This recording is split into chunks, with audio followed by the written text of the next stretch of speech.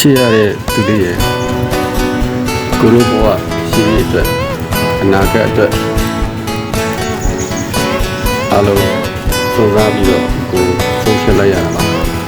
ခုလိုတောရီတောင်းနေမှာဒီသားစုနဲ့ခွဲပြီးတော့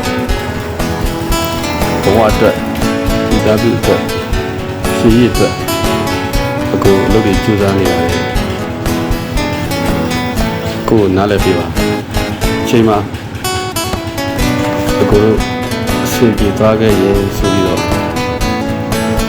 ဘာလို့မှထည့်မတော့သေးဘူး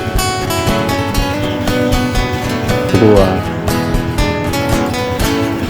ဆုံးဖြတ်ချက်ခိုင်ခိုင်မာမာချပြီးတော့လုပ်ပြီးကြိုးစားပြီးတော့လုပ်နေတာဒါကတော့ကိုယ့်ရဲ့ချစ်ရတဲ့သူလေးကိုယ့်ရဲ့အတွက်ရှေ့ဆက်ရမယ့်ဘဝလေးစီးရအောင်ဆိုပြီးတော့လောလောချက်နေနေဘဝဘယ်လောက်ကျန်းလဲဆိုရင်ကြည့်လိုက်ရင်ကျန်းလိုက်တဲ့လမ်းကျန်းလိုက်တဲ့ခီးတိုးတွေတောင်းတွေတက်လိုက်ရှင်းလိုက်တဲ့ဓာတိဥလူကလည်းအမျိုးမျိုးကြောင်းနေတဲ့နေရာဖြစ်တယ်အချိန်မှာကိုလိုဘဝလေးစီးပြအောင်ဆိုပြီးတော့